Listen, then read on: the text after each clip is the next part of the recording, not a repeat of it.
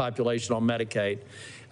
We have a SNAP program that does have too much sugar and things that are eligible in that program that should be eliminated to make these people who are on free and reduced lunch healthier. We need to stop having full trash cans in public school cafeterias full of stuff that the kids aren't eating, and figure out how those kids on free and reduced lunch actually have a healthier lifestyle. And so I, for one, think that it is time to put a disruptor in. It is time to put somebody in there that's going to go wild. But there are areas where I think that's exactly what we need. And there are areas of health and human services that if you touch the gold standard for the NIH and the CDC, then I'll have a problem with that nominee, and we'll bring that up during oversight. But it was for those reasons.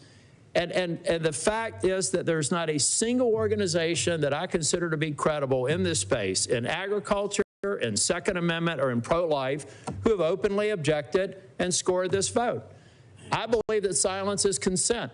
And the fact that they haven't suggests to me that folks that I'm instructed by are okay with this nomination. And for those reasons, I voted for Mr. Kennedy. Thank you, Senator Tillis. Senator Warren. Thank you, Mr. Chairman. Since we had our hearing last week, Mr. Kennedy has amended his ethics agreement. Recall that his ethics agreement said that while he was Secretary of HHS, he intended to retain a financial interest in ongoing vaccine litigation that he was already collecting money from, and that he wanted to continue to collect that money even though he could affect the outcome of that litigation. Now, he has since changed his position on that. He, once this has been exposed and people have talked about it and have some pretty serious reservations about his doing that, he has said that he will instead give his financial interest to his son. That is a fig leaf that is so small, it would take a magnifying glass to see it. No one is fooled about what's happening here. Mr. Kennedy refuses to say that he will not participate in these lawsuits financially the day after he leaves office. And yet, Mr. Kennedy has acknowledged, first, that the American people have a right to know that the decisions you're making are decisions that are in their interest, not in your future financial interest. He has said he thinks that's the right standard, and yet he has figured out how to make money off his anti-vax positions. He's already raked in $2.5 million. He is in a position where he can affect the outcomes by things he does as Secretary of HHS, and yet he refuses to say that he will delay by even a day taking on anti-vax lawsuits the minute he leaves. That is an appalling conflict of interest, and it's one in which the American people can reasonably ask, is Mr. Kennedy's plan to help the American people, or is he planning to use this job to further enrich himself, and he's pointed out with his son, and enrich his family? The importance of this litigation cannot be overstated. This is not only about a private company that gets sued and has to pay out. Vaccine manufacturers often operate on very slim profit margins. If they get sued repeatedly and successfully, they simply move out of the vaccine space. We've already seen this happen with vaccines in the past. 20 years ago, we watched vaccines just move away if they did not have protection from these kinds of lawsuits. The consequence of Mr. Kennedy's ability to make those lawsuits easier is also the ability to shut down access and manufacturing for vaccines for every one of us. And I think that's a terrible mistake. Thank you.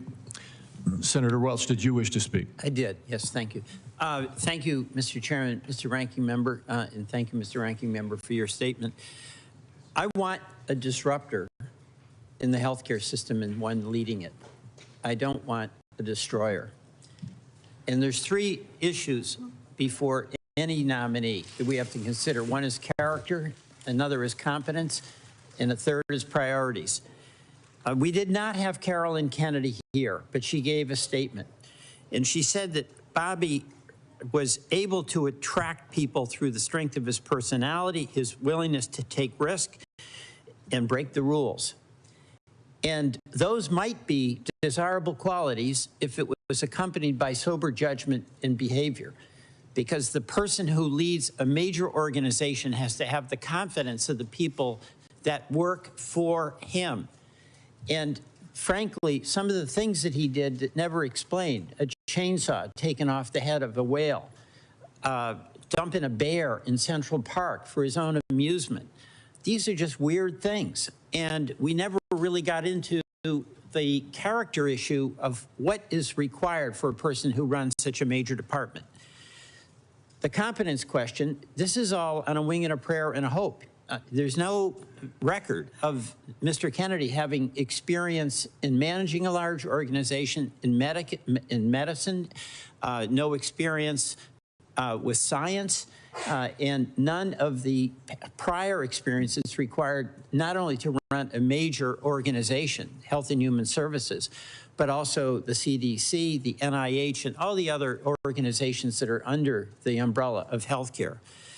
And by the way, on the competence issue, let's be candid.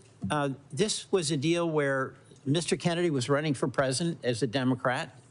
He lost, and he approached President Trump to make a deal. And for political reasons, the deal was made. And the appointment was going to be that he's Health and Human Services. The president has a right to make that deal. Mr. Kennedy can seek it, but it doesn't translate into competence.